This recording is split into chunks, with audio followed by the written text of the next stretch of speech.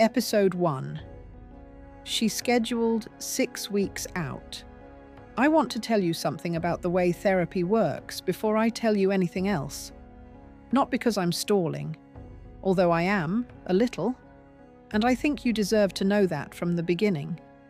But because if you don't understand the mechanics, none of what I did will make any sense to you. And it needs to make sense. Not because I deserve your understanding, but because if it doesn't make sense, you'll think I'm a monster. And I'm not. That's the part that keeps me up at night. That I'm not a monster. That I'm something much more ordinary than that. Here is how it works. You have 50 minutes. The session is called the 50-minute hour, and that's not a joke or a euphemism. It's a structural boundary. The remaining 10 minutes are for the clinician to write notes, reset, decompress, and prepare for the next patient. You are not supposed to think about one patient while you are sitting with another. You are not supposed to carry the content of one session into the emotional space of the next. The frame, we call it. The frame holds everything. The patient brings their interior life into the room, and the therapist holds it. I'm simplifying, but the metaphor is important. Holds it carefully, looks at it with them, and then the 50 minutes is over and the frame closes. The room resets. The next person comes in. I have been a licensed clinical psychologist for 19 years. I have maintained that frame thousands of times. I am quite good at it. I was trained at a program that is considered rigorous, even within a field that considers itself rigorous.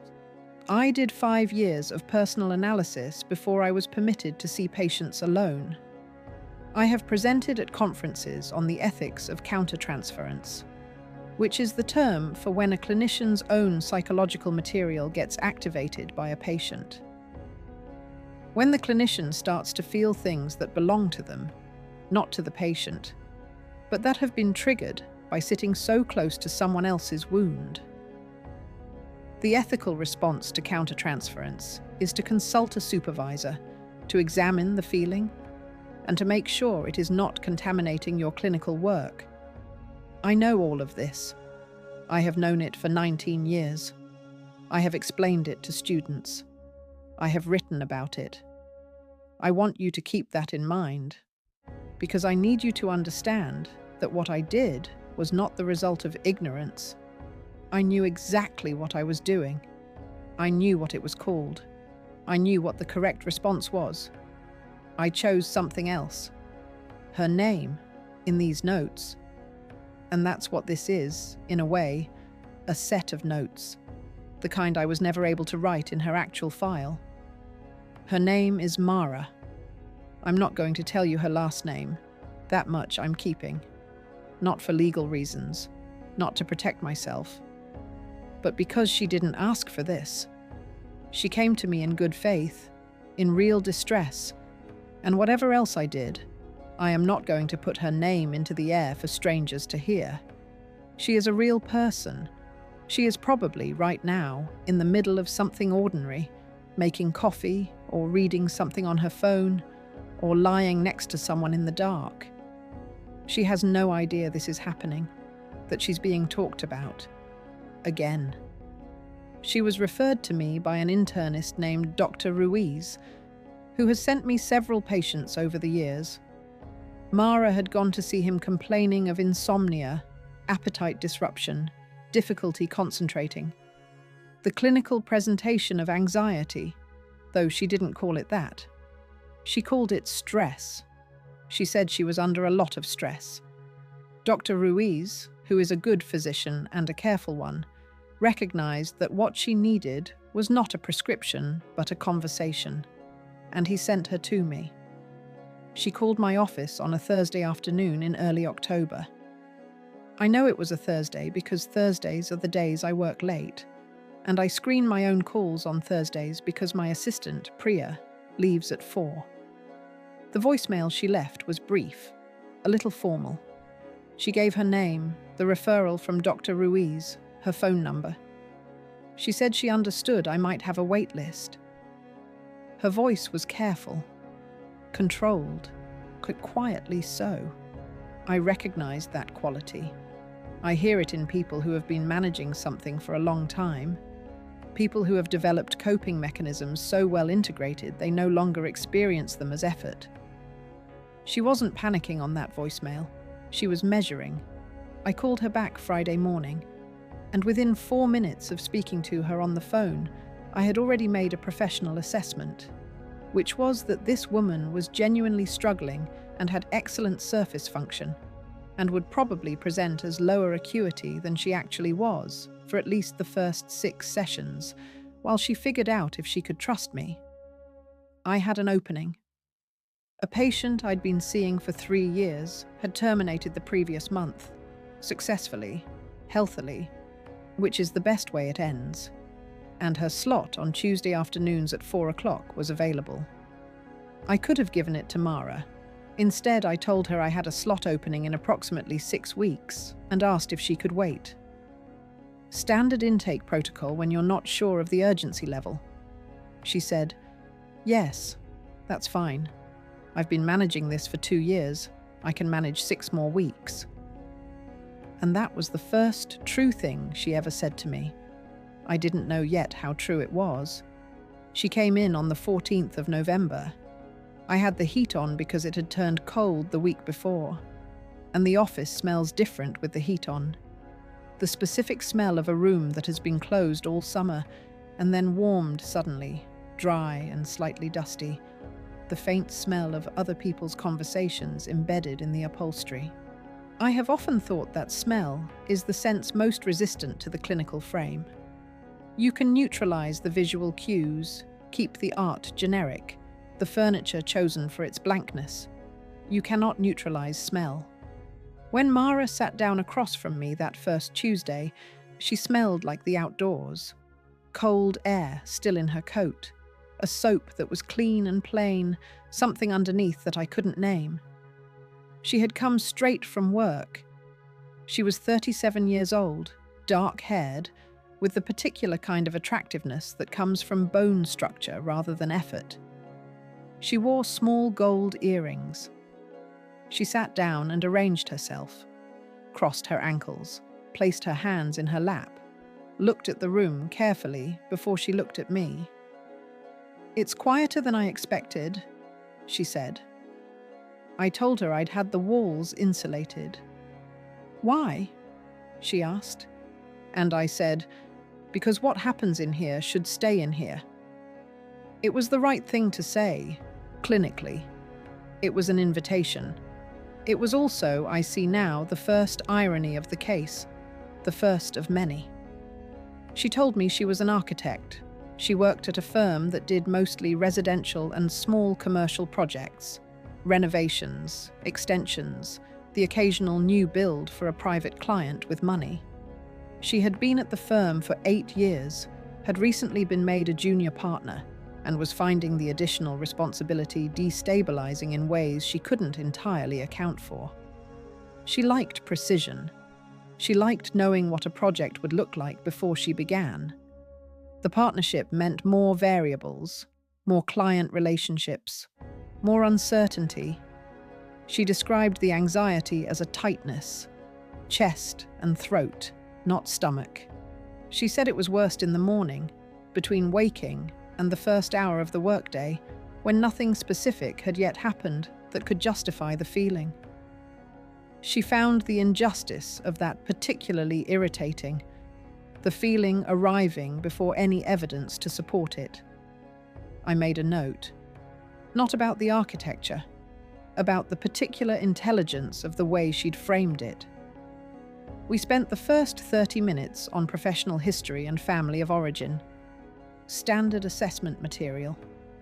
She was the second of 3 children. Her parents were still married, in their late 60s, lived in the town where Mara had grown up, 2 hours north.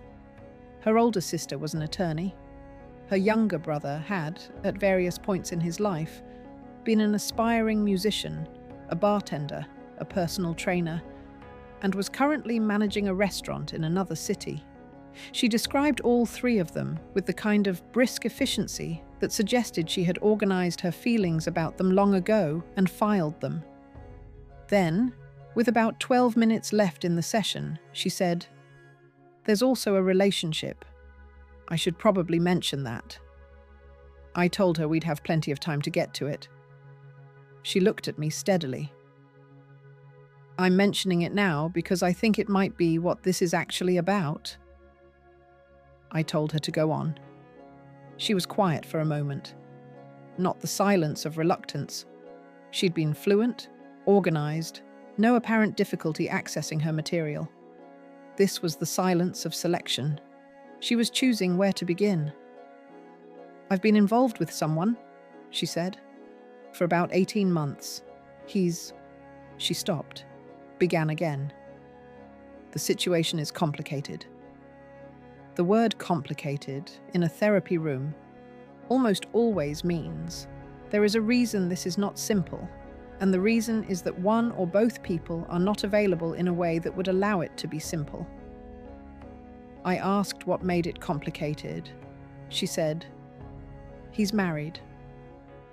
I wrote the word down, not because I needed to, I knew I would remember it, but because writing creates a physical activity for the clinician's hands during moments of internal activation, and my hands needed somewhere to go. He was married. She was involved with a married man for 18 months, and it had begun to damage her sleep, her appetite, her concentration, her sense of herself as a person who made good decisions. She knew what she was doing was wrong. She had known it from the beginning. She was not asking for permission or absolution. She was asking for help with the weight of it. As I told her I was glad she'd told me. The session ended 3 minutes later. I walked her to the door, gave her the standard closing language, "Take care, see you next Tuesday," and watched her go down the corridor toward the elevator. Then I went back into my office and I sat down in my own chair, not hers, and I looked at the room, and I thought about my husband. His name is Daniel. He travels for work. He always has. His work takes him to the city, to our city, but also to other cities. 2, sometimes 3 times a month.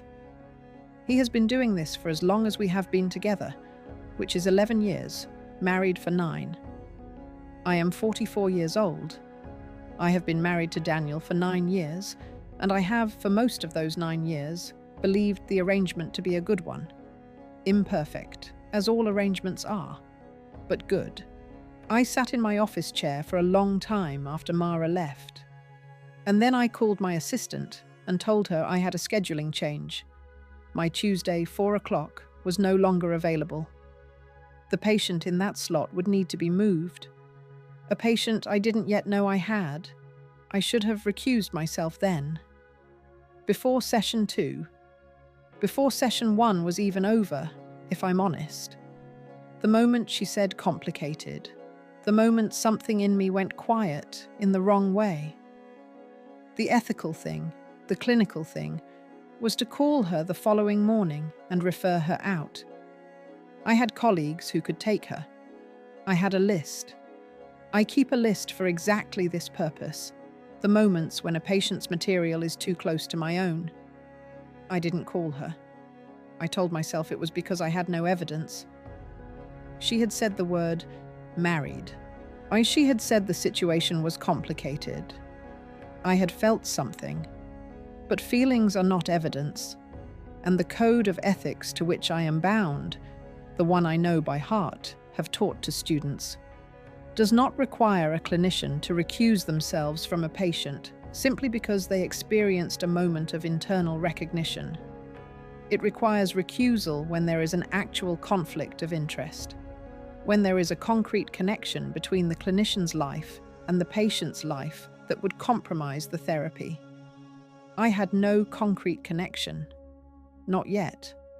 I had a feeling in a room. I let myself believe that was a distinction that mattered. So she came back the following Tuesday, and the Tuesday after that, and for 38 more Tuesdays after those. And I let her talk. Episode 2. the particular way he laughs.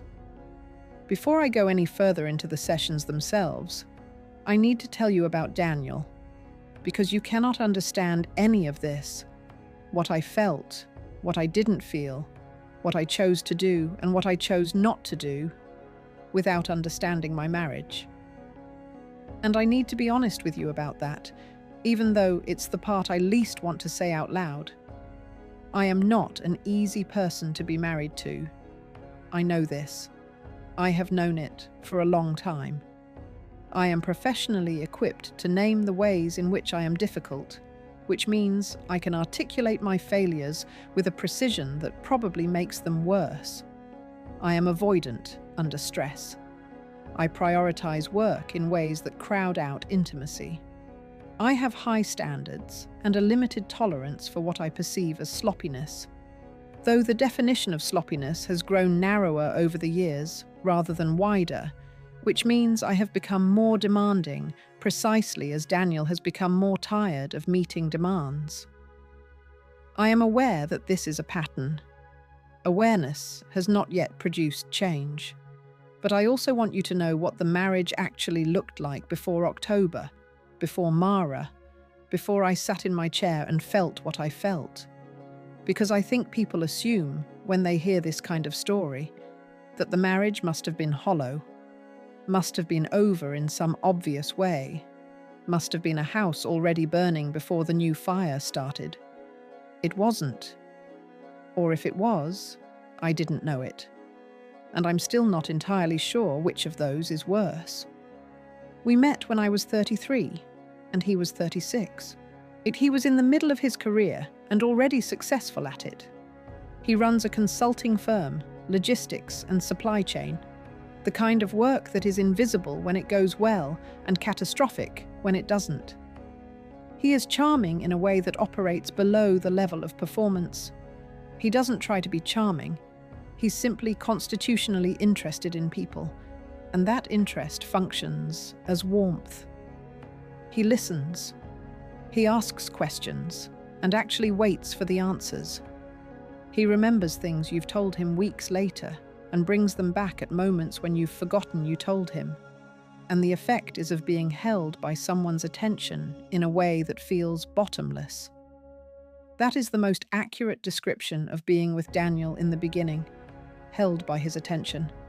I have spent 19 years thinking carefully about how people use their capacity for attention, what it means and what it costs, what it signals about who a person is. I understand that attention is not the same as love, that it can be withheld, redirected, performed. I knew all of this when I met Daniel. I fell in love with him anyway, maybe because of it. He makes a particular sound when something genuinely surprises him. Not a laugh, exactly. More like an exhale of sound, brief and involuntary. The kind of noise that escapes before the social performance can catch up. It happens when a film does something unexpected, or when someone says something that cuts through the way they've been framing a problem. It happened once, early in our marriage, when I told him a story about a patient, anonymized, of course, after the details changed, and he made that sound and said, "That's the saddest thing I've ever heard, and I don't entirely know why." I fell in love with him a second time in that moment. Not more, just a second time. In the fourth session, Mara described that sound. She didn't know she was describing it, of course.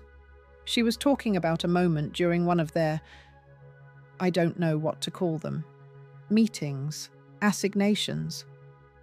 She was talking about a moment during one of their meetings when he had said something that surprised her.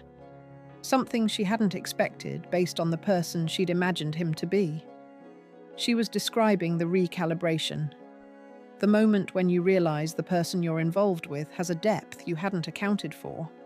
And how that depth complicates everything because it removes the ability to dismiss the relationship as shallow. And she said, "He makes this sound when something catches him off guard, like a little exhale. It's, I don't know. It's involuntary. You can tell it's involuntary. I wrote 4 words in my notepad.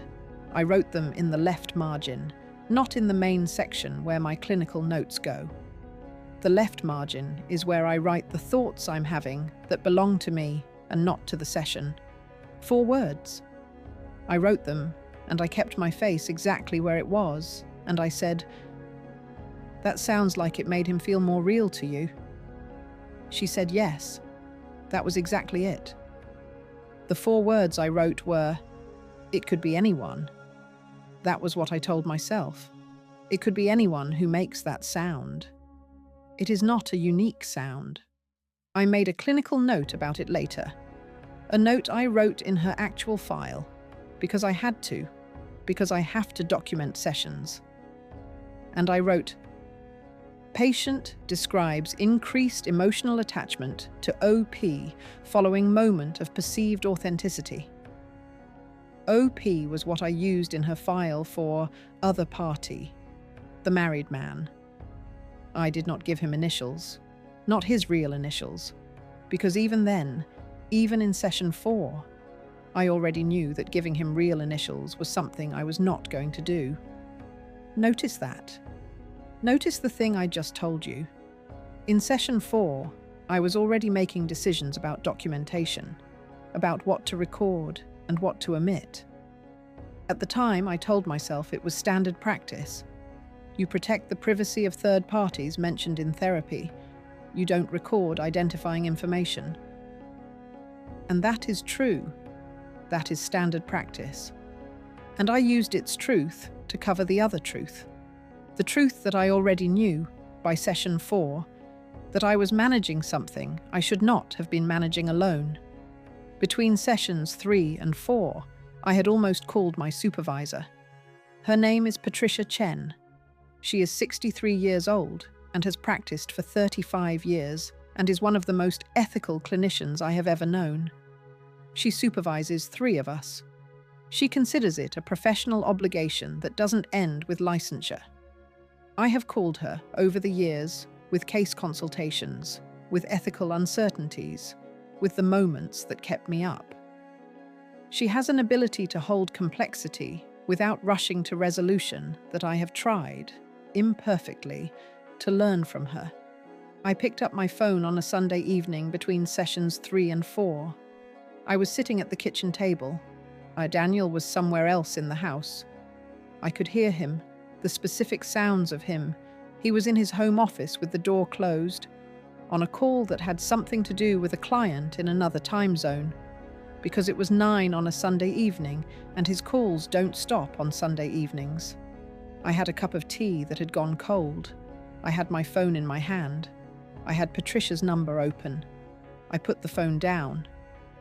I told myself, I'm not calling because there is still nothing concrete, because the specific detail I was disturbed by in session 3, I'll tell you what it was in a moment, was not identifiable, could describe many people, was not evidence. And that was true. I didn't call because it was true, and because it was also convenient that it was true. In session 3, she had described meeting him for the first time. The context of the original meeting. She said they had met through a professional contact, a contractor, someone who overlapped with her work and his. A dinner, she said. A dinner with several people. A work dinner of the loose and social kind. And he had been seated across from her, and they had talked for most of the evening, and at the end of it, he had found her card on the table. She'd put it down early in the evening for someone else, and pocketed it without making anything of it. He hadn't said, "I'll be in touch." He hadn't given her his. He had simply taken her card and put it in his jacket pocket while she was watching, and looked at her, and said nothing. It was presumptuous, she said. I was irritated by it for about a day, and then he called.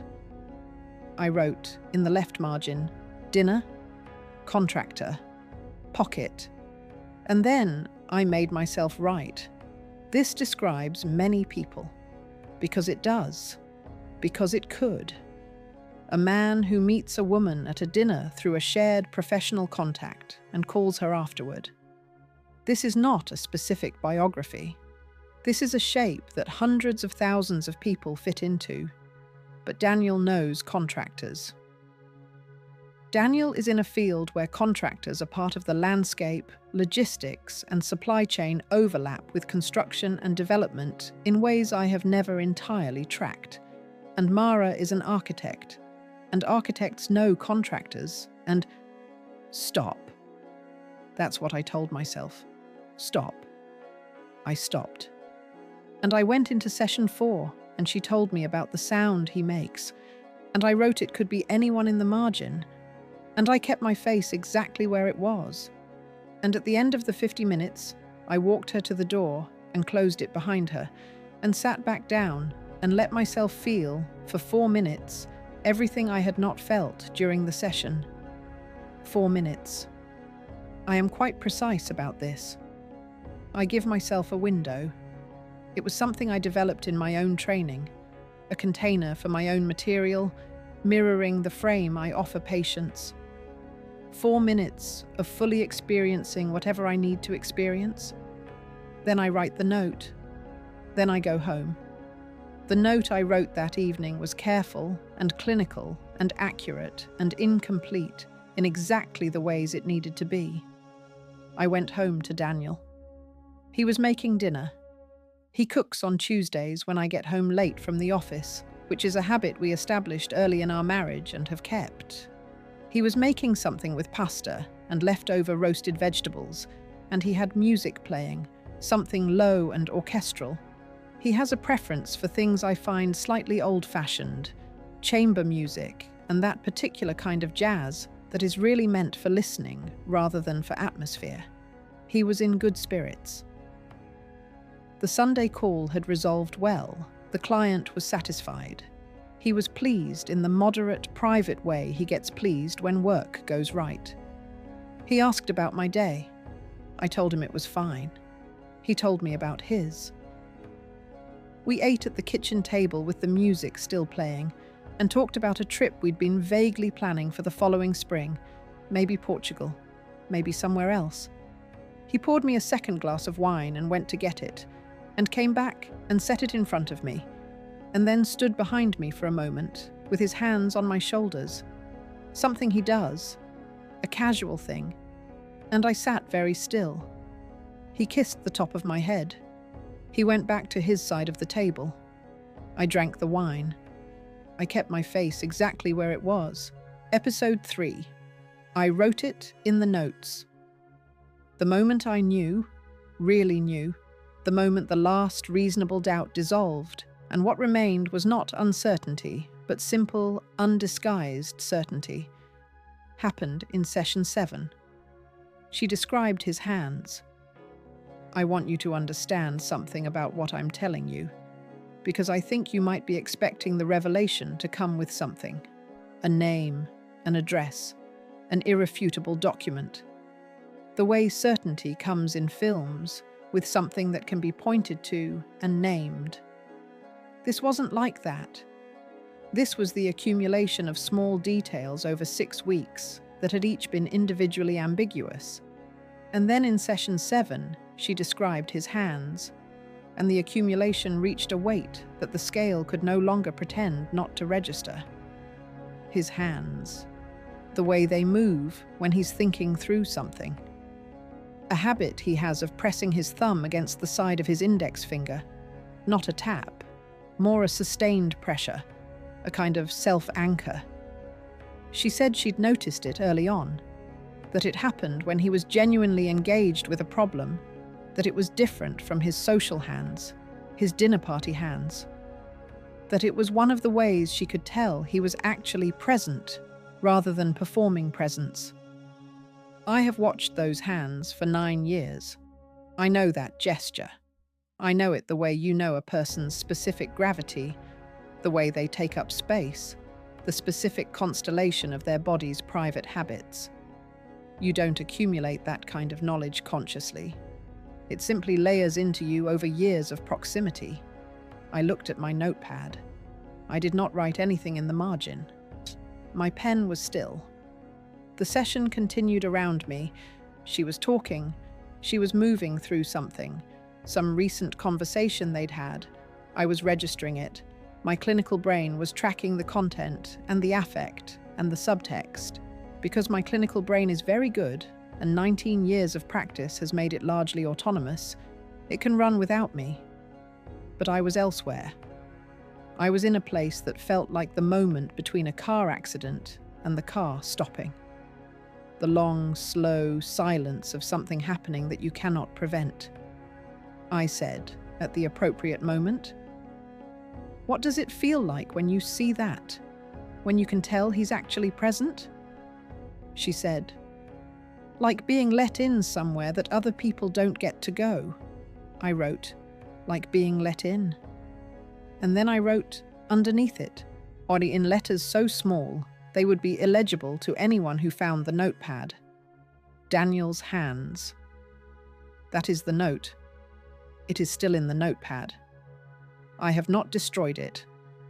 I don't entirely know why I haven't destroyed it.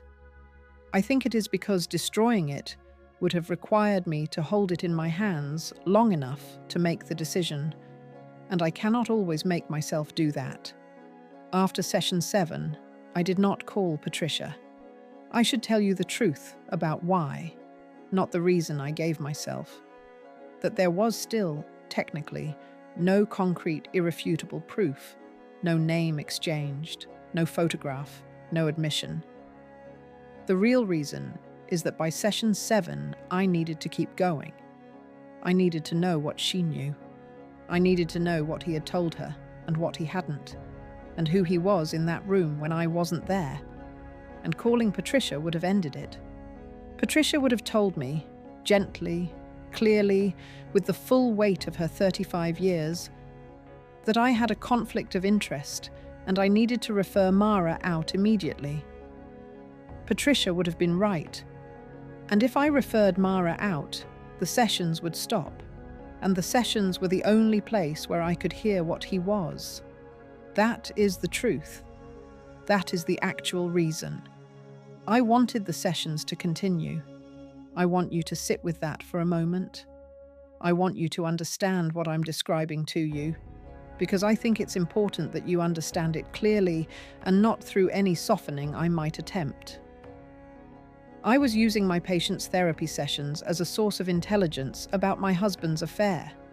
I was conducting what amounted to a covert investigation using the protected space of a therapeutic relationship, a space that is protected by law, that patients enter in genuine trust and vulnerability.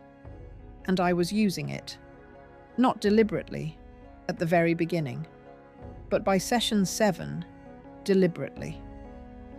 By session 7, I knew what I was doing, and I kept going. There is a concept in the literature. It's discussed most rigorously in psychoanalytic training, but it applies across orientations, called the enactment. An enactment is when the therapist, instead of simply analyzing the patient's dynamic, begins to live it, to step into the role the patient's unconscious has assigned them, to perform the thing rather than reflect it. Good supervision catches enactments before they become damaging. The clinician notices, usually with the supervisor's help, that they have crossed from analyst into participant, and they step back. I had no supervision, and in retrospect, and this is the part that I find most disturbing about my own behavior, more disturbing even than the ethics violations, because it says something about who I am rather than just what I did. In retrospect, I think the enactment had already begun before I knew it.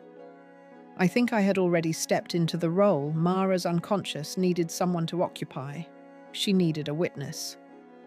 She came to me because she had been carrying this alone for 18 months, and she needed someone to know, someone outside the situation, someone who would hear it and hold it. She needed the person across from her to be fully present for the weight of what she was confessing. I was the most fully present person she could have possibly found, just not for the reasons she thought. There's a particular thing that happens in therapy when a patient's material is very close to the clinician's own life. There's a heightening, a sharpening of attention that mimics deeper empathy. The patient experiences it as being particularly heard, particularly understood. They feel, without being able to name why, that this clinician gets it in a way they hadn't expected. It opens them. It makes them more willing to go into the material. It is not empathy, it is surveillance. It looks identical from the outside. Mara opened up between sessions 4 and 7 more quickly than almost any patient I have seen. In my notes, the official notes, the ones I actually wrote in her file, I attributed this to her fundamental insight, her articulateness, her willingness to engage. And those things were true. She was all of those things. But the speed of her opening was also a response to me, to the quality of my attention. She was responding to something she couldn't name, something I was giving her that I shouldn't have been, something that felt like total understanding and was in fact total hunger to know. I am not proud of this. I am telling it to you the way it was. Episode 4. She almost said his name. She almost said his name 4 times.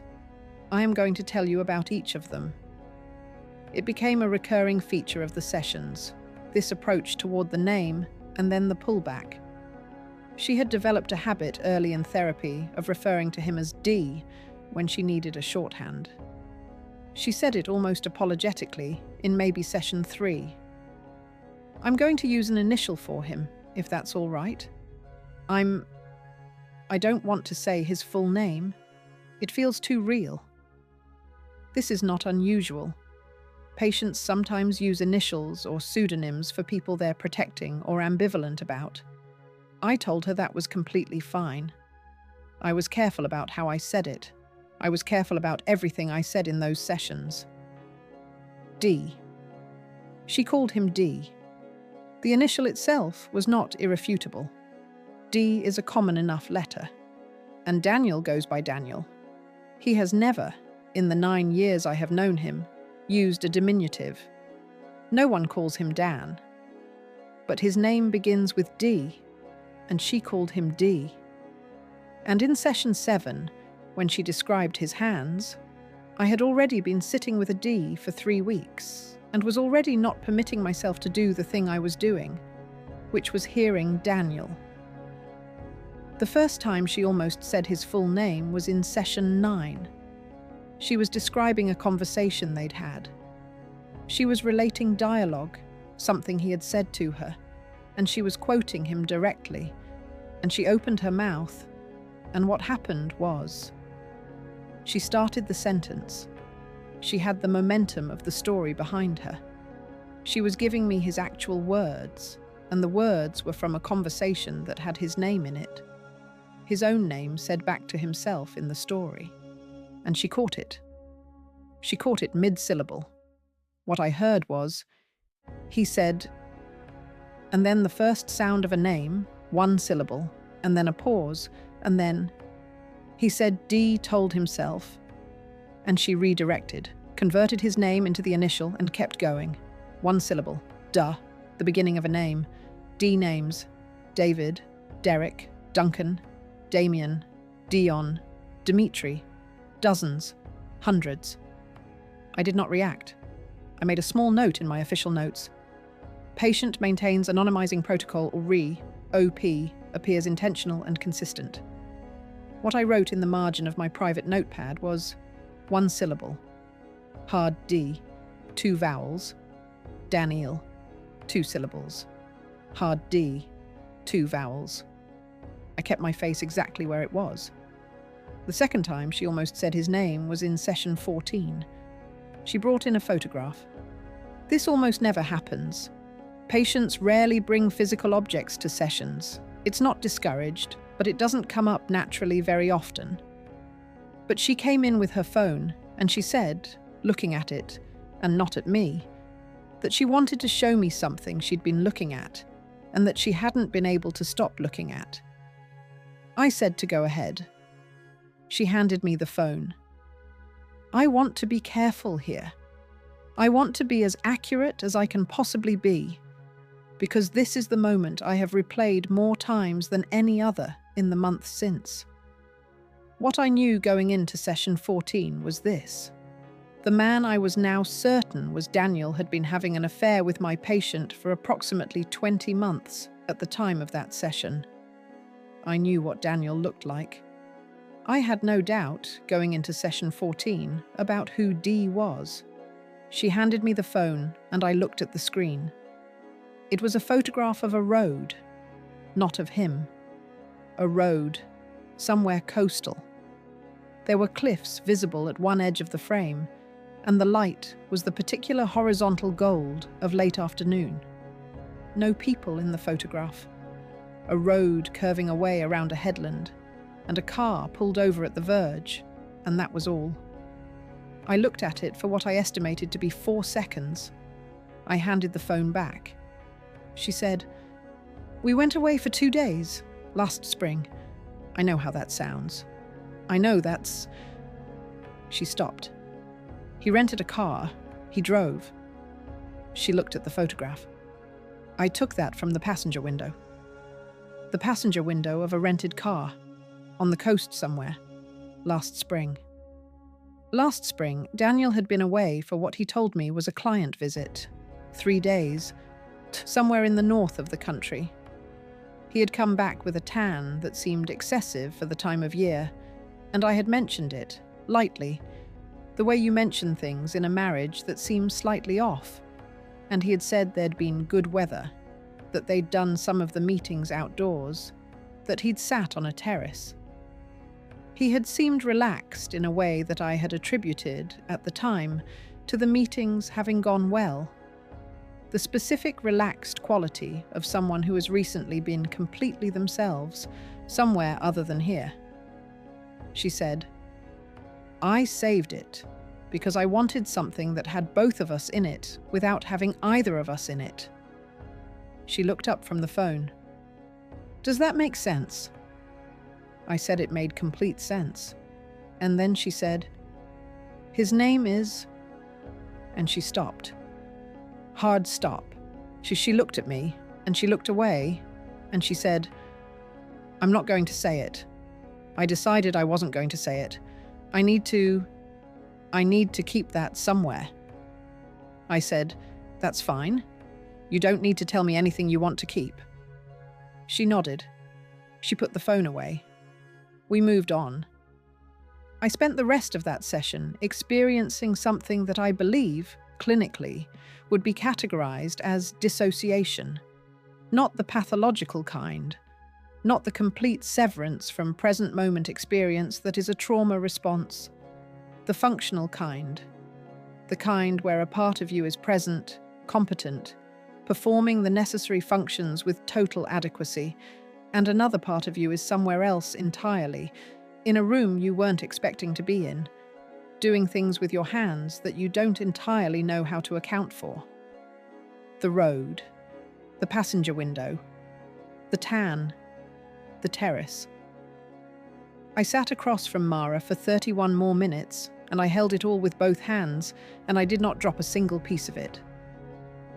After the session, I sat in my chair for a long time. Not 4 minutes, longer. I sat in my chair until it was dark outside, and then I turned on the lamp and looked at the notepad and at the notes I had not taken. Then I picked up the phone. I called Daniel. He answered on the second ring. He was in a good mood. I could hear it, the particular frequency of him when the day has been fine. He said my name. He asked if I was still at the office. I said yes. I'd had a late session. I was on my way. He said he'd hold dinner. I said thank you. I hung up. I sat for another moment, and then I got my coat and my bag and turned off the lamp and closed the office door and went home to dinner. The third time she almost said his name was in session 22. She was angry that day, not at him, or not only at him, but at the situation, at herself. at the particular unfairness of loving someone whose primary allegiance is elsewhere and knowing it and continuing to love them anyway. She was working through the anger in the articulate, circling way she worked through everything. And at some point she said, "He has a life that I am not a part of, and I can see every edge of it. I can see the wife-shaped space in his life. I can see exactly where she is and how much room she takes up." She paused. "I'm sorry. You didn't need to hear that." I said she didn't need to apologize. I said whatever she was feeling was valid, and that anger at the structure of the situation was appropriate. She said, "I don't know anything about her. He doesn't talk about her. Ever. I've always appreciated that. It felt respectful somehow. But sometimes I've wondered what she's like. If she knows. If she ever suspects." The room was very quiet. "The insulation in the walls is very good," I said. "What do you imagine she's like?" Mara looked at the window. "I imagine she's competent," she said. "That's the word that comes to me. Competent. Very good at her life. Very controlled." She was quiet for a moment. "I imagine she doesn't need much from him, which is why he—" She stopped.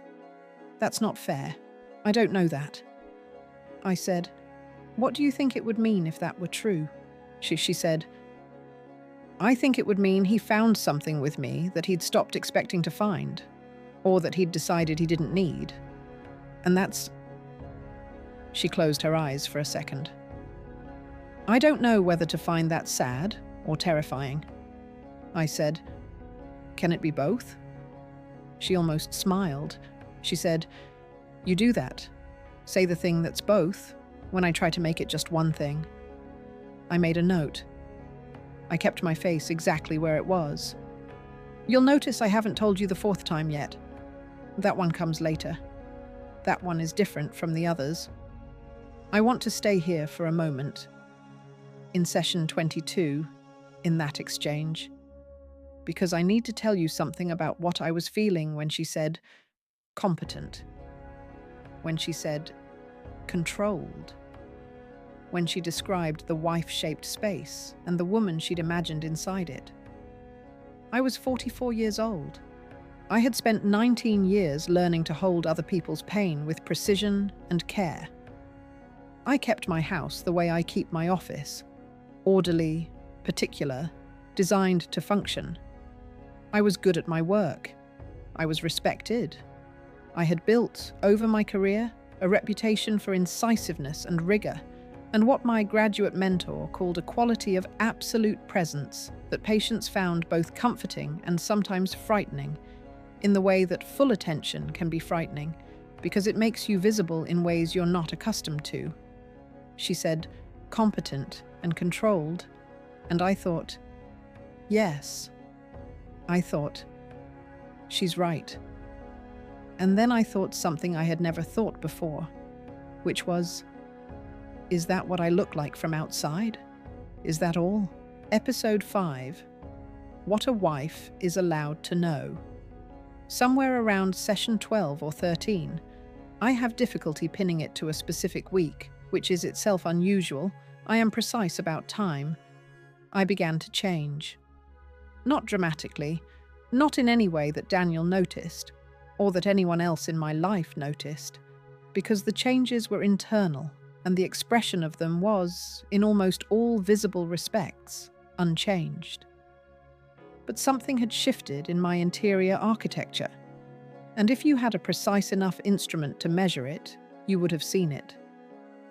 What I had, courtesy of the sessions, was a portrait. Not a complete one. Not a portrait of Daniel as he actually was. Mara could only give me Daniel as she experienced him, which meant the portrait had her as its lens, her perspective as its light source, her desires and needs as the qualities that brought certain features into relief and left others in shadow. But a portrait nonetheless. And what it showed me was a person I recognized, and also a person I had not seen in some time. He had told her things. Not many things. She characterized him as a private person, careful with his interior life, a man who communicated sideways through action and attention rather than through direct disclosure, which was accurate. That was accurate.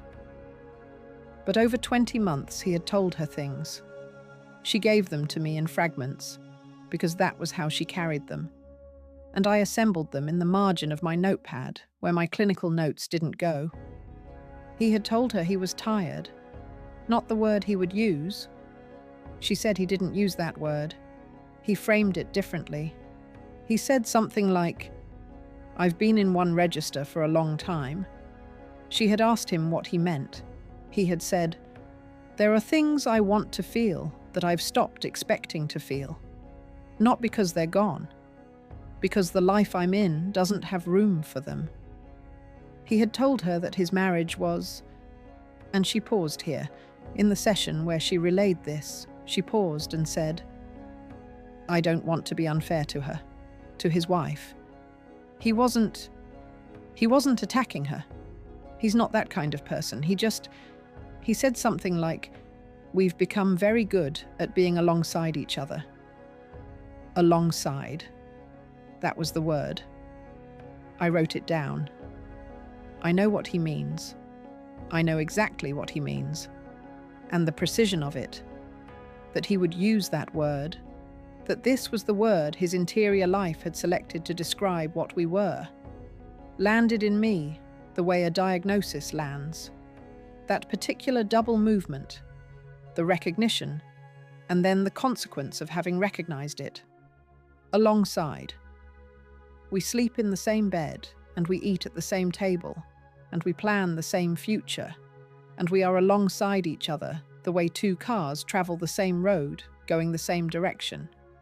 You are beside me. We are not together. She did not say this to wound him. He did not say it to dismiss me. It was an honest description. That's the thing that made it so airless when I wrote it in the margin. Its honesty. I had 19 years of clinical training in naming the truth of human relationships, and I had never named that one. He had named it in a conversation with a woman he was having an affair with, and it had arrived to me through that woman's therapy, months later, second-hand, wrong in every procedural sense, and it was the most accurate description of my marriage I had ever encountered. I went home that evening, and I watched him across the kitchen table, and I tried to see, for the first time, truly for the first time, with the deliberate application of an analytic gaze, what the inside of him was doing, what he was containing, what the register he'd been in for a long time actually was. He was fine. He was his regular Tuesday evening self, cooking, present, making conversation with the specific competent warmth that is native to him. I watched him and tried to feel the distance between alongside and together, and I thought I could measure it. About 6 inches. The distance across a kitchen table, just the distance a person can exist next to another person and still be fundamentally alone. I need to tell you something that is hard to say. When she described him, when Mara described the man she'd been involved with for 20 months, when she talked about the way he listened, the questions he asked, the quality of his attention, the specific architecture of his generosity, some part of me felt, underneath everything else, a feeling I have had enormous difficulty naming. Because it wasn't only grief or betrayal or rage or any of the things I would have predicted. It was something more like recognition of something I had missed. She had gotten something from him that I had not had in some time. Not because he had withheld it, or not only because of that, but because I had been in my own register for so long, the professional register, the competent register, the alongside register, that I had stopped providing the conditions in which that part of him could exist. He had found those conditions somewhere else. And I knew that. I knew it the way you know, something that reframes everything that came before it. I was angry. Of course I was angry. Let me not pretend the anger wasn't there.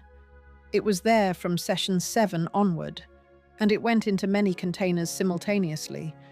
The clinical container, the marital container, the private container that I carried around inside my chest and opened, sometimes, in the car between the office and home, when I had 3 minutes of privacy and a distance short enough that the feeling wouldn't fully develop before I needed to put it away.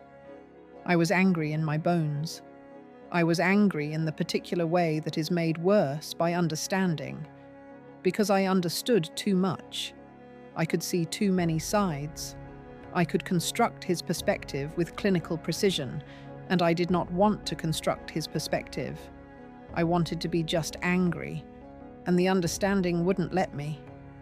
But under the anger, and sometimes around it, and sometimes, when I was at my least defended, which was usually late at night or very early in the morning, mixed so thoroughly with it as to be inseparable. Something that felt, if I am being completely honest, like recognition. He had given her what we had in the beginning, the things I had decided at some point that we had grown past, that were no longer appropriate to our stage of life, our degree of settledness. He had found a context in which those things were appropriate again. He had, in essence, been a more complete version of himself with her. And I had needed a woman who didn't know who I was to sit in my office for 20 months to show me that. I want to be clear about something. I did not, at any point during the sessions, believe that what he was doing was acceptable. I did not forgive him. I am not forgiving him now. What he did was a betrayal, and it has restructured the map of my marriage in ways that I am still walking through and still can't entirely chart. The recognition I'm describing is not absolution. Absolution would be so much simpler. What I'm describing is something that made me more culpable in what I did next. Because when you understand something, when you can see the full three-dimensional shape of a situation, including the ways in which you contributed to it, you lose the purity of victimhood. And I had wanted to be purely the victim. I had wanted that very badly. And by session 15, I could already see that I wasn't going to get it. I have spent 19 years sitting with people in the moment when they lose the purity of their own story. When the story they brought into the room, about what happened to them, about who did what to whom, about who they are and who the other person was, begins to complicate itself. When the villain develops an interior, when the hero discovers what they didn't notice they were doing. I know what that feels like from the outside. I know what it costs, and why people resist it, and why the resistance is almost always more painful in the end than simply going in. I sat across from Mara every Tuesday, and I helped her develop the interior of a man she thought she loved. And I was doing it for 2 sets of reasons, simultaneously. Because it was good clinical work, and because I needed to know. Both of those things were true. I need you to know that both of them were true at the same time. It was not one or the other. The best and worst actions of my professional life were happening in the same room, at the same time, under the same lamp, in the 50 minutes between 4 o'clock and 4:50. Episode 6. The moment I almost stopped. There was a session in February. Session 18, I can tell you precisely. February the 4th, the first Tuesday of the month. There was snow on the ground, and the heating in the office building had been struggling since the previous week, and I had brought an extra layer that I left on the chair beside my desk. Mara came in wearing a coat that I hadn't seen before. Dark green, slightly formal, the kind of coat a person buys when they want to feel held together. She had been crying, I could tell. Not recently, but earlier in the day. The particular flatness of features that comes after crying, the absence of the micro-expressions the face usually carries. She sat down. She didn't arrange herself. She sat down and let herself be slightly out of order, her coat still on, her bag on the floor in a way that wasn't deliberate. She looked at me. She said, "He ended it." I said nothing. I let the sentence be in the room. She said, "Last Wednesday, we were supposed to meet, and he called instead, and he—" She stopped. She pulled the front of her coat together, as though the room were colder than it was. "He said it had gone on too long, that he wasn't, that he couldn't do it anymore, that this was always what was going to happen, and he'd known it, and he'd stayed in it too long already, and he was sorry." She was quiet for a long time. I let it be quiet. She said, "What I keep thinking about is that he apologized to me like I was a stranger, like a formal apology, like I was someone he'd bumped into on the street." I said, "How did that land?" She said, "Like a verdict." I need to tell you what was happening inside me during that session. And I need to be honest about this because it is, even more than the ethics violations, even more than the years of documented deception, it is the thing I have least been able to account for in myself. What I felt when she told me he had ended it was not relief.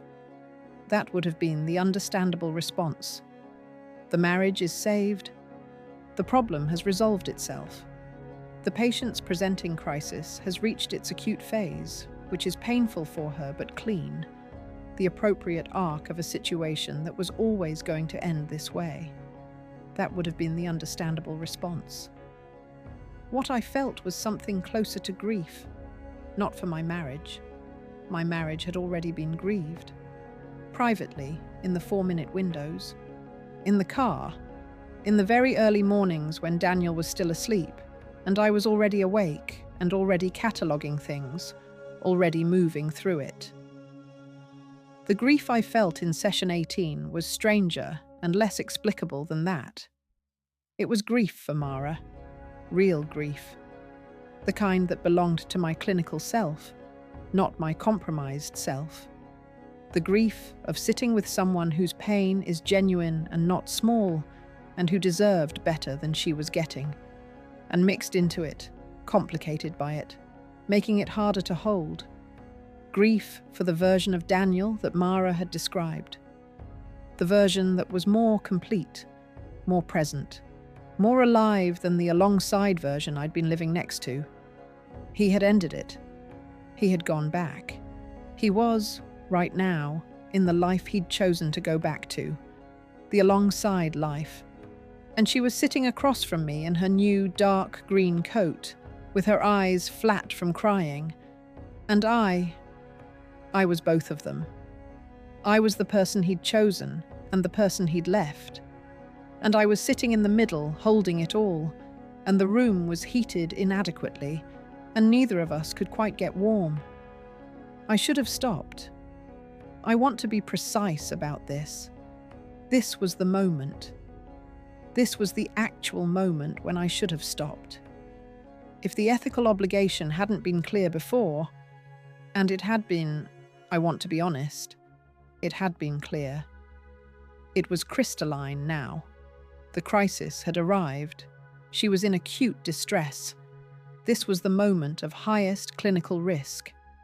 And I was the most compromised possible person to be managing her through it, because I had an interest in the outcome of this crisis that no therapist should ever have in a patient's outcome. I should have stopped. I want you to hear me say that plainly. I should have stopped. I didn't stop.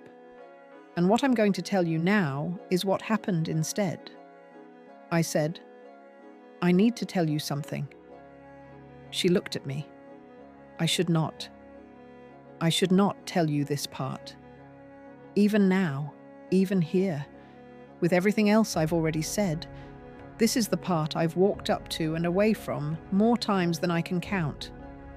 because this is the part where I stop being the person who made a complex and ethically compromised set of decisions and start being something else. I'm still not entirely sure what that something else is. I am not sure the word for it has been settled. Pressure note. Pause here. 3 full seconds, then continue without increasing pace. I said, I need to tell you that you deserve more than you've been given, and I say that not as your therapist. I'm saying it as someone who... And I stopped. I caught it. I caught it mid-sentence and redirected, the way she had caught his name. I said, I'm saying it as someone who thinks you are more capable of being fully seen than the situation was letting you be. That is what I said. Not the other thing. Not the sentence I had started. Not the sentence that would have ended with, someone who knows him. Someone who lives with him. Someone who has been sitting here for 5 months, listening to you describe my marriage from the outside. I caught it. I redirected. I finished the session. I walked her to the door. And then I went back into my office, and I sat in my chair, and I understood, for the first time, completely, that I had nearly crossed a line from which there was no return. And I also understood, with equal clarity, that I had not actually stopped because I had wanted to protect her. I had stopped because I had been afraid. Afraid of what would happen if she knew. Afraid of what she would do, who she would tell, what the professional consequences would be. It was not virtue that stopped me. I need to tell you that. It matters. It matters who I was in that moment. Not someone choosing her well-being over my own need to confess. Someone choosing my own safety over my need to confess. Different person. Different choice. Same outcome from the outside. The inside is where it counts. I picked up my phone. I opened Patricia's contact. I held it for what I think was a very long time. The office had gone dark. I hadn't turned the lamp on. I'd been sitting in the failing light of a February afternoon. And I sat in the grey of the room with my phone lit in my hand and Patricia's name on the screen. I put the phone down. I turned on the lamp. I wrote the session notes. I went home. Episode 7. The 43rd session. After session 18, after he ended it, the therapy changed. Not in a way that would be visible in the notes. Not in a way that Patricia, if I had shown her the file, would have flagged as concerning. If anything, the official documentation from that point forward is some of the cleanest work I have ever produced. Careful, boundaried, properly oriented toward Mara's recovery, toward her development of self-understanding, toward the structural goals we'd established in the early weeks. If you read the notes from session 19 through session 43, you would see a therapist doing good work with a patient in a post-relationship grief process. What you would not see is the thing I was carrying into every session from behind the clinical frame. Because by session 19, I had something I hadn't had before. Daniel had ended it. He had chosen to come back. And I did not know what to do with that, or what it meant, or what I wanted it to mean. He didn't know I knew. He came back to our alongside life, and he was slightly different, quieter in a way that I recognized now as grief. The particular quietness of someone who has recently had to close a door. He was kind to me. He was the way people are when they have recently been reminded of their obligations and have chosen to honor them. He cooked dinner. He called when he was going to be late. He sat with me in the evening in a way he hadn't done in some time, companionable, present, not making conversation but not absent either. I let him do all of this. I watched him doing all of this. I thought, this is what it looks like when someone comes back to you for the wrong reasons. Not because they want to be here, because they've decided they should be. I am not sure I was wrong. Between session 18 and session 23, I lived with Daniel in a state of what I can only describe as controlled unreality. We were ordinary. We made the kind of ordinary together that requires effort and looks effortless. We planned Portugal again, or talked about planning it, and I let the conversation happen and put plates on the table and opened wine and watched his hands moving on the kitchen counter and thought about another pair of hands that had described the same particular habit, and I kept my face exactly where it was. Meanwhile, in sessions, Mara was grieving. I was helping her grieve. I was genuinely helping her. I want to say this again, because I want to be accurate. I want to not flatten this into pure corruption. The clinical work was real.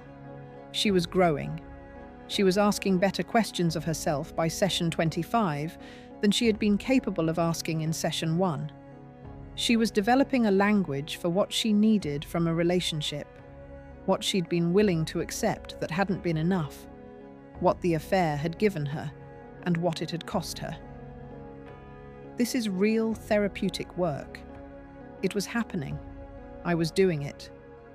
I was also listening for any mention of contact, any sign that it hadn't fully ended, any indication that he had reached out, or she had, or that the ending was more porous than it had seemed. It was not porous. By session 30, it was apparent that the ending was complete. She wasn't in contact with him.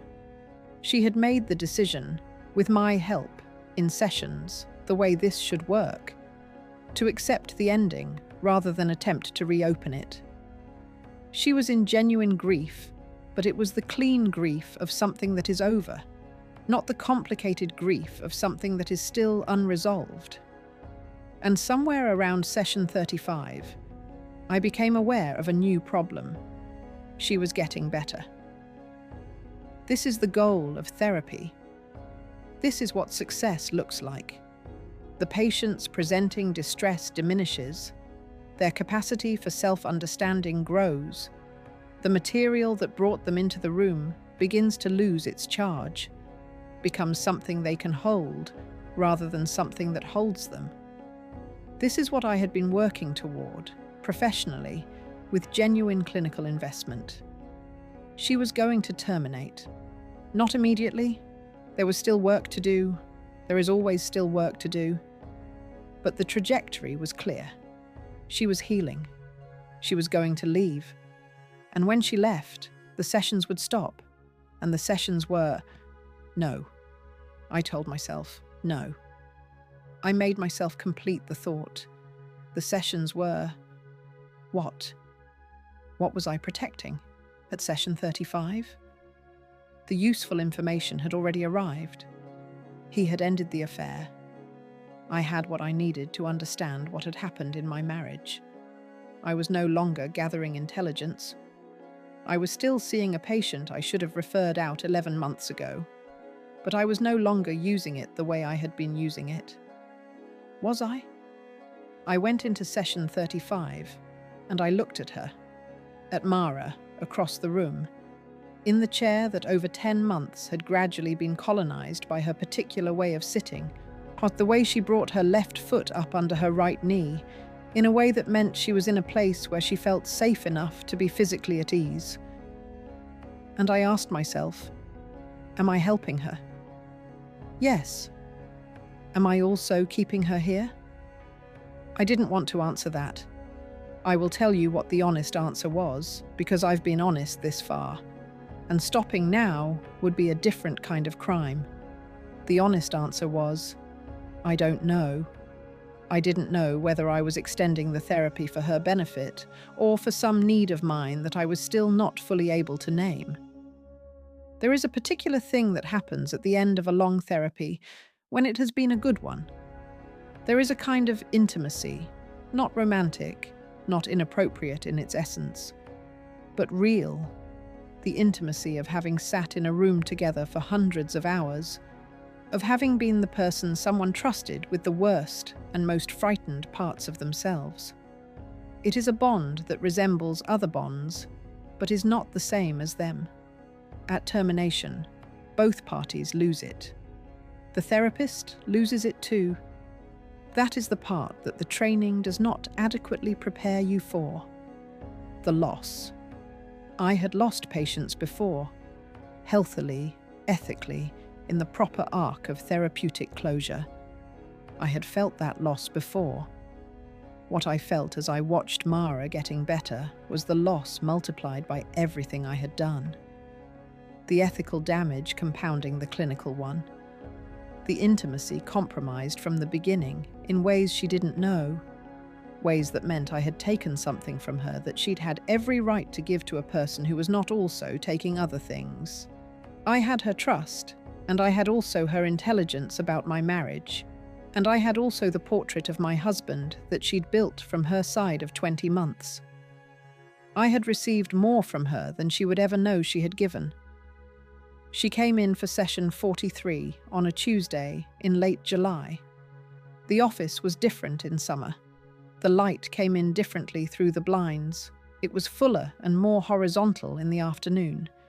It made the room feel opened up, slightly exposed.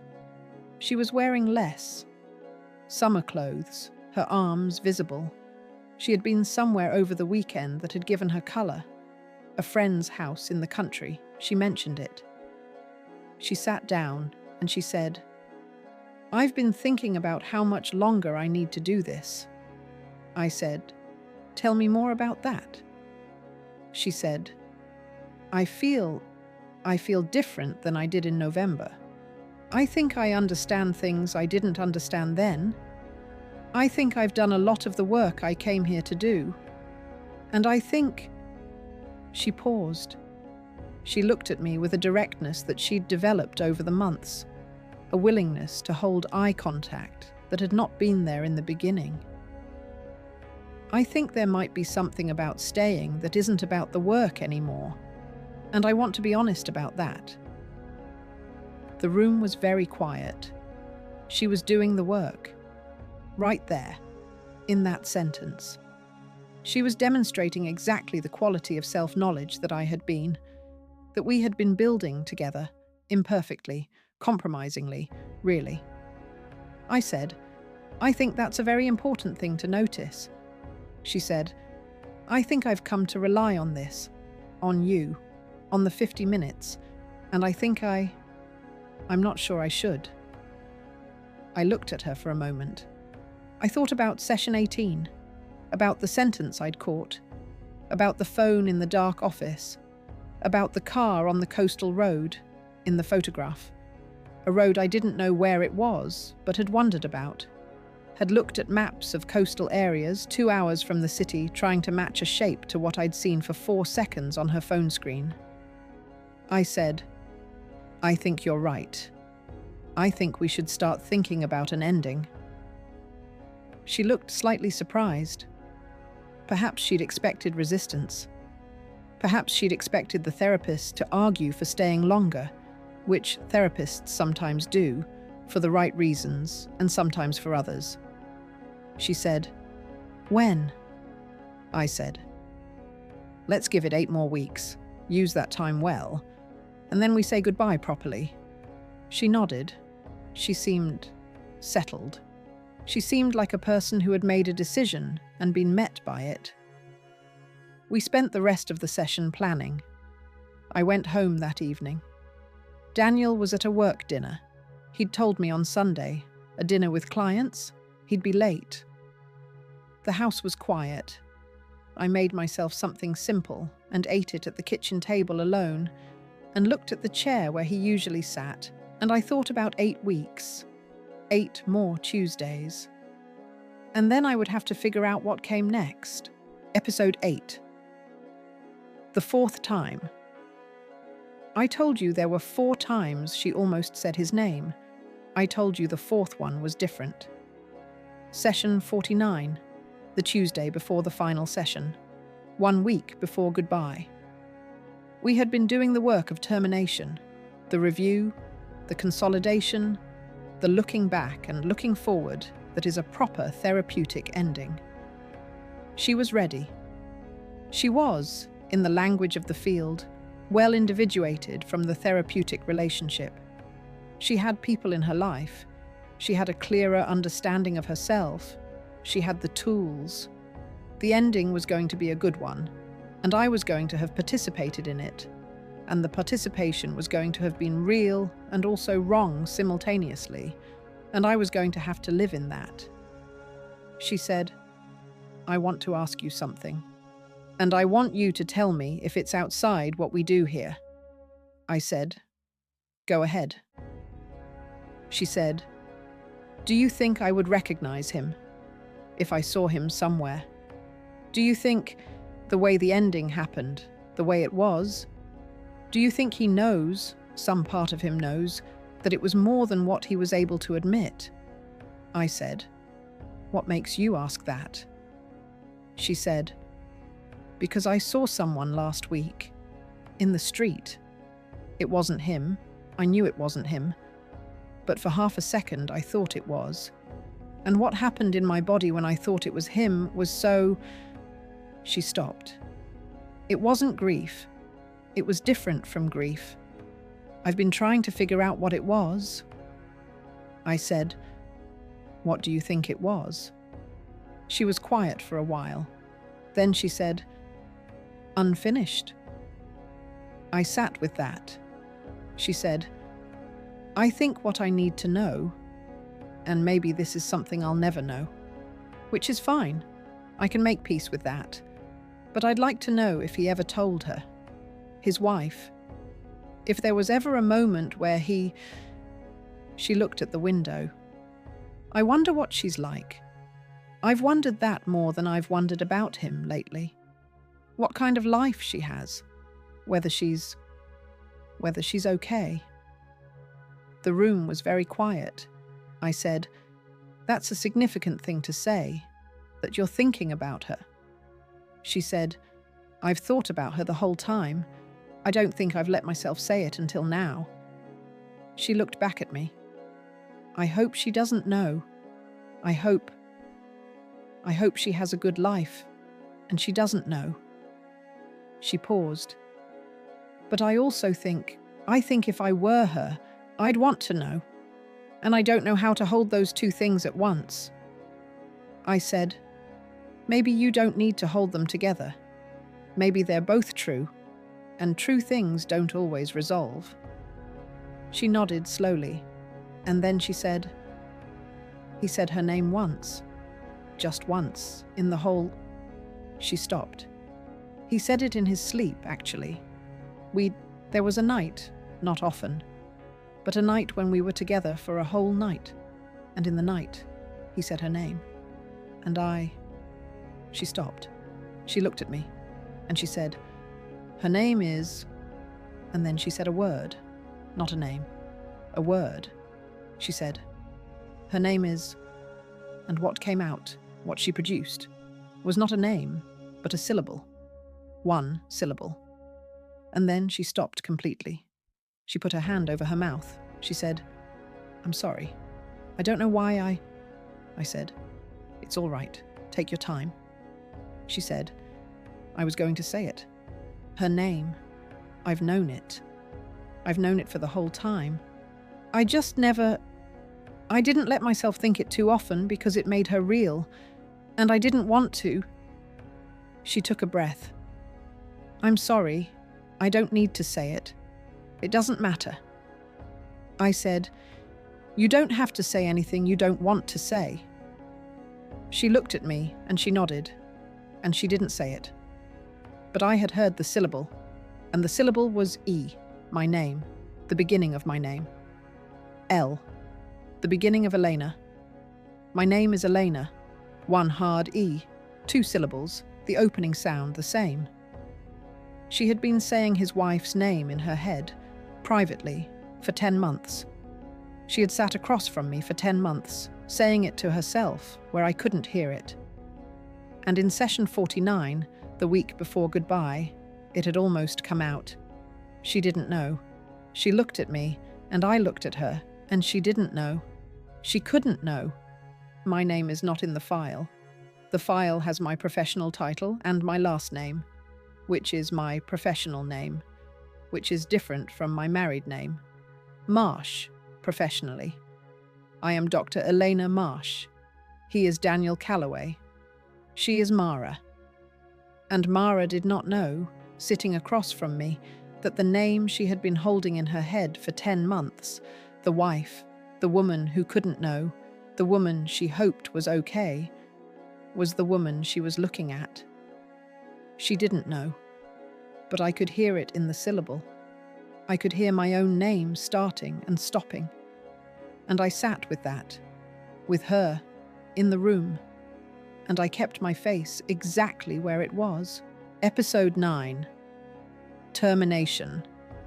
Session 50. The last one. She came in wearing the dark green coat again. She'd had it cleaned. It had a particular brightness that it hadn't had in February. Outside it was early September, still warm. The coat slightly too much for the weather, but meaningful, worn on purpose. I noticed all of it the way I had noticed everything about her for nearly a year. We did the things you do in a final session. We reviewed. We named the growth. We identified the things she would carry forward and the things she could, now, set down. She talked about the future with a provisional openness that she hadn't had in November. Not certainty, not optimism in the easy sense, but a willingness to not yet know. She said she was thinking about travel. She had a friend in another country she'd been meaning to visit for 3 years, and hadn't. She thought she might go. I told her I thought she should go. She laughed, properly laughed, full and unguarded, the first time I could remember her laughing that way in the sessions. She said, "You never tell me what to do." I said, "Today's an exception." We talked for 40 minutes. At the end of the 40 minutes, we both became quieter. The last 10 minutes of a final session are particular. They have their own weight, the weight of the frame preparing to close for the last time. She looked around the room. She looked at the art on the wall, a lithograph of an abstracted coastal line, blues and greys. I bought it years ago at a gallery and have always found it calming, and at the lamp and at the window. Memorizing it, of the way people memorize rooms, she said, "Thank you." I said, "Thank you for trusting me with it." She stood. I stood. We didn't hug. It's not my practice, and she had never moved to do it. And I think she understood, in the wordless way that patients often understand the logic of the frame even when it isn't explained, that there was something held by the physical distance. She picked up her bag. She went to the door. She stopped with her hand on the handle. She said, "I hope she's okay." His wife. She didn't turn around to say it. She said it to the door. "I know I'll never know, but I hope she is." I said, "I believe she will be." She opened the door. She walked down the corridor. I stood in the doorway of my office, and I watched her reach the elevator and press the button and wait, and I kept my face exactly where it was. So the elevator came. She got in. The doors closed. I stood there for a moment in the doorway. The corridor was empty. The building had the particular quality of a Tuesday late afternoon. Other offices closed, the ambient sound of somewhere else going about its business. I went back into the room. I closed the door. I sat in my chair. I sat there for a long time. When I picked up my phone, I did not open Patricia's contact. I had missed that window by 11 months, and I would have to find another way through what came next, with or without the professional scaffolding I should have used. I would have to decide about my marriage with the knowledge I'd collected by wrongful means. I would have to live in the fact of what I'd done, which was not one thing but many things, stacked. The ethics violation, the documentation failures. She's the weeks of using the protected space of therapy for my own intelligence gathering, the session 49, where I had heard my own name beginning in someone else's mouth and said nothing. I would have to decide what to tell Daniel, whether to tell Daniel, what version of knowing I was willing to inhabit. I had been deciding all of this, in small increments, for almost a year. I thought I was close to knowing what I would choose. I want to tell you what happened next. Not with Daniel. That is its own long story, still in progress, still without a resolution I can hand you. But something else. Something I had not prepared for. 3 weeks after session 50, after Mara's last session, after I had finally called Patricia, and we had met over 2 long and difficult hours in which I told her everything. Not everything. I could not tell her everything, but more than I had told anyone. 3 weeks after the goodbye, Priya handed me a referral. Someone new, referred by a colleague, not Dr. Ruiz. An initial intake call had been scheduled. The name on the referral form was not a name I recognized. I looked at the form. The referring colleague was someone I knew professionally, but not well. A name I'd seen at conferences, a person whose work I respected at a distance. I saw her name on the form, and I turned to read the rest of the referral information, standard material, age, presenting issue, urgency level. And I stopped. The presenting issue, as described by the referring colleague, was relationship grief following the ending of a long-term involvement, difficulty sleeping, difficulty functioning at work, isolated, not in danger, but struggling.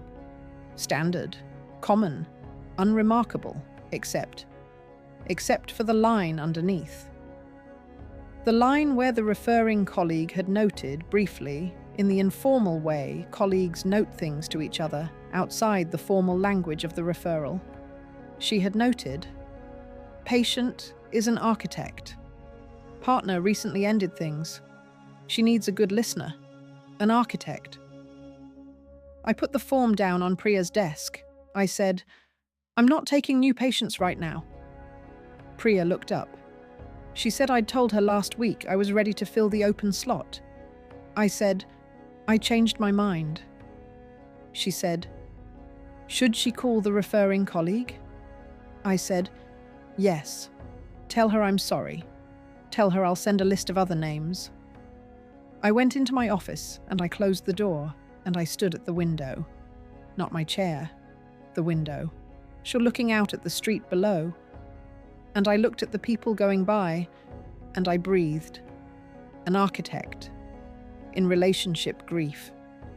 Referred by someone who didn't know me, who couldn't have known what I'd been inside for almost a year. It was not her. I knew it was not her. The name on the form was not Mara's name. The probability of coincidence is not 0. Architects exist. Relationship grief exists. There was no reason to connect them. But I was shaking. I stood at the window with my hands against the glass, and I was shaking in a way I had not shaken in front of anyone, not once, for the entire 11 months of those 50 sessions.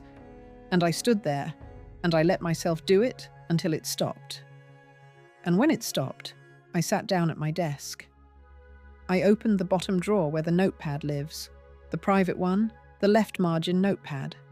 I looked at the last page that had anything written on it. It could be anyone. That's what the first note said. Session 4, October. It could be anyone. I thought about Mara in the elevator, her coat, the door closing. I thought about her voice saying the beginning of my name and stopping.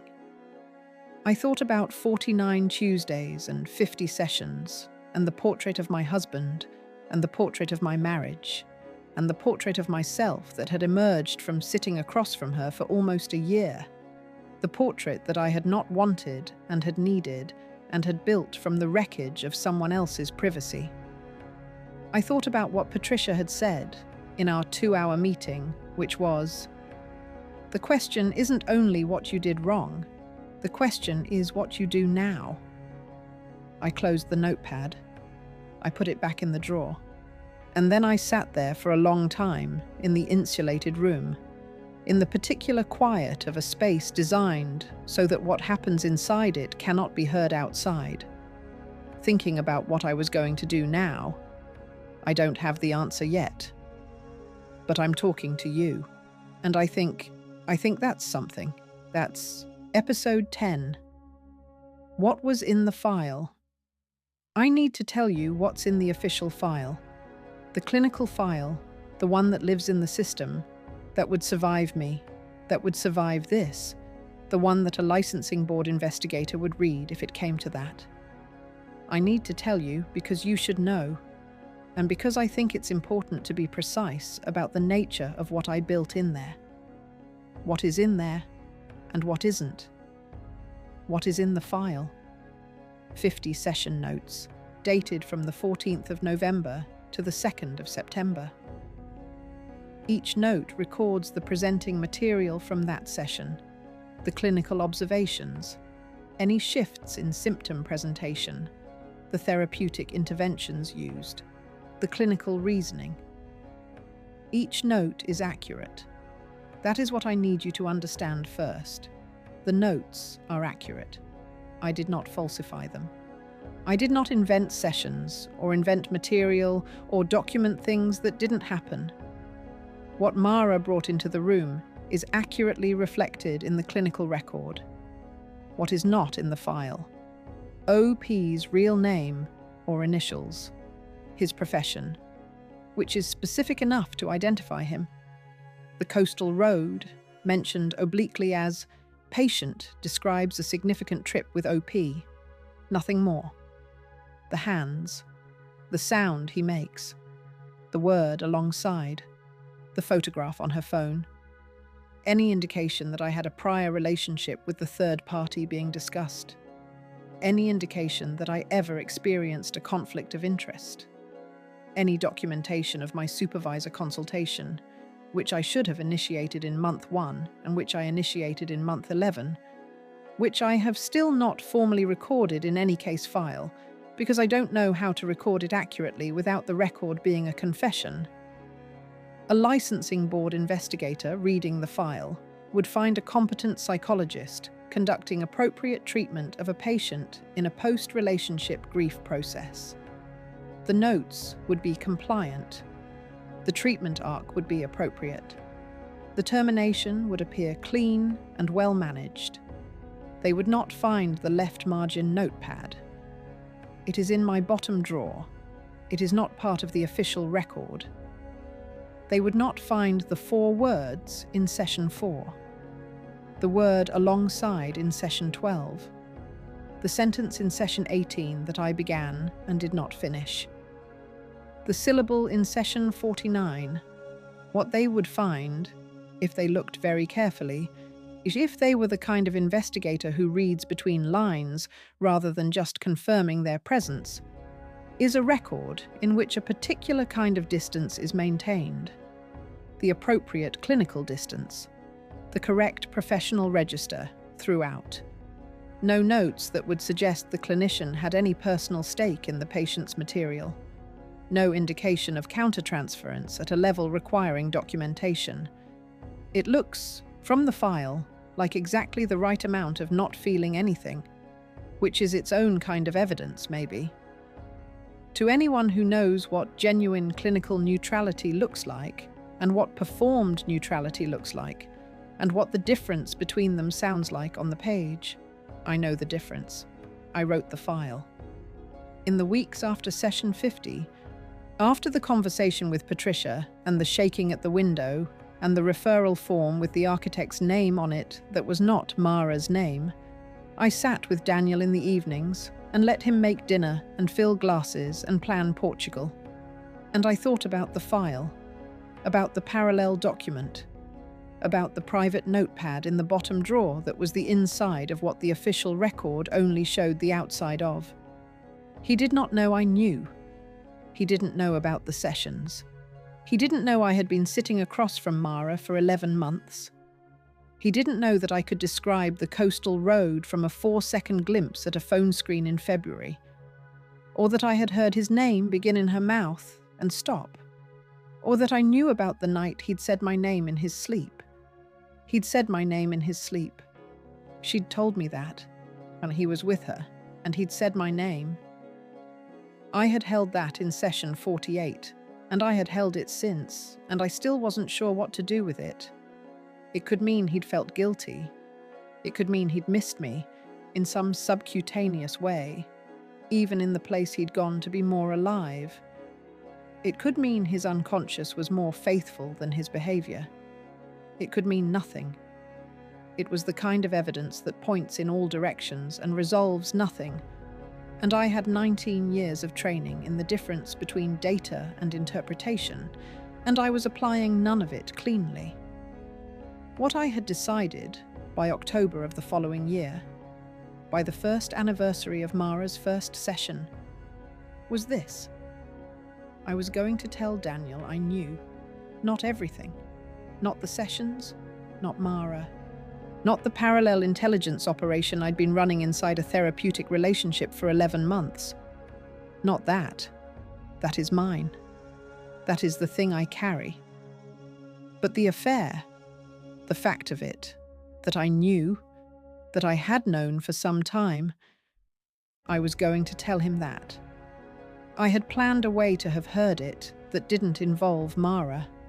A half-truth that functioned as a cover, a phone, a glimpse, something that could have been an accident. I had constructed it carefully, the way I construct everything. I had rehearsed it. The night I planned to tell him, we were at the kitchen table. He was doing something on his laptop, working late on something, as he often does. And I was sitting across from him with the wine he'd poured me and the script I'd prepared, and the specific precision of a woman who has been managing herself in rooms for almost 20 years and knows how to hold a difficult thing until the right moment. I looked at him across the table, at his hands on the keyboard. That gesture, the thumb against the index finger, I had seen it so many times without seeing it, and now I saw it. I opened my mouth. He looked up from the screen before I said anything. He looked at me with the specific quality of his attention, the thing that had made me fall in love with him, the quality that made people feel seen, the thing she had described as being let in somewhere other people don't get to go. He looked at me. He said, "You okay?" And I looked at him. And I thought about Mara in the elevator, the dark green coat, her voice saying the beginning of my name and stopping, the hope she had expressed to the door without turning around. "I hope she's okay." I said, "I think we need to talk." He set his laptop aside. He gave me his full attention. The laptop closed. He looked at me the way he had looked at me at the beginning, when being looked at like that had felt like being held by something bottomless. I said, "I think we've been alongside each other for a long time." Something moved across his face. Not surprise, or not only surprise. Something deeper than surprise. Something like recognition, like hearing a word in a foreign language that has no equivalent in yours, and suddenly understanding without translation what it means. He said, "Yes." One word. One syllable. I said, "I think we need to figure out what we're going to do about that." He said, "Yes." Again. The same syllable. The word you say when the thing that's being said is true, and you have known it was true, and you have been waiting for some time for someone to say it. We sat at the table. The laptop was closed. The wine was between us. The kitchen was the way it always is in the evening, warm, ordinary, the specific familiar of a life built up over 9 years in the same set of rooms. I did not tell him I knew. Not yet. Maybe not ever. Maybe the thing I know is mine to keep. Maybe there is a version of this, of what comes next. of the conversation we are going to have over many evenings and many glasses of wine and many silences in the kitchen, in which what I know about the 50-minute hour, the left margin notepad, the portrait of him assembled from the inside of someone else's grief. Maybe there is a version in which that is the thing I hold alone. I have been holding things alone for 19 years. But here is what I did not predict. Here is the thing I had planned for everything and had not planned for this.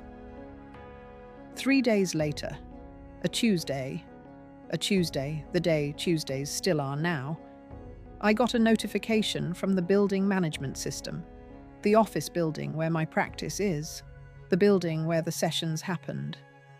The notification was routine, a maintenance update, the kind of thing I usually delete without reading. I read it. It said, the building management company had implemented a new security protocol 6 months ago. Cameras had been installed in the corridors, standard for office buildings of our size. The footage is retained for 90 days. I sat with that. Cameras in the corridors. Installed 6 months ago. 90 days of retention. 6 months ago, Mara was in session 31. I thought about the corridor. The walk from my office door to the elevator. The particular quality of a Tuesday late afternoon. The building quiet. No one else usually in that corridor at that hour. The specific moment in session 35 when I had stood in the doorway of my office and watched her reach the elevator and press the button. If there were cameras in the corridor, if the footage had been retained, if anyone had reason to look, if Mara's name and my name were ever in proximity in some other context, a complaint, a board inquiry, a coincidence I hadn't anticipated. The corridor, the doorway, the elevator. The footage would show us leaving the same room. It would show nothing illegal, nothing explicitly unethical. A clinician watching a patient leave is not a violation. But it would show what the corridor showed every Tuesday for almost a year. The same 2 women, 50 minutes apart, one going in and one going out, and in between. 90 days. 39 of our sessions fell within the 90-day window. I sat with this for a very long time. Then I picked up my phone and called Patricia. She answered on the second ring. I said, I need to tell you something else. She said, I know. I've been waiting for you to call. She had been waiting. She had known there was more. She had held the space for it, the way you hold space for the thing someone is not yet ready to say, the way she had been holding space for 35 years. The way I had been holding space for 19, I said, there are cameras in the corridor. She was quiet for a moment. She said, then we need to move carefully. We. She said we. And I don't know what I felt when she said that. It was not relief, exactly. It was the specific sensation of a weight you have been carrying alone, shifting, slightly, onto another surface. Of a frame opening to hold more than one person. Of not being, for the first time in 11 months, entirely in a room by myself, with the door insulated. I have been a licensed clinical psychologist for 19 years. I know what it sounds like when someone finally stops holding it alone. It sounds like this.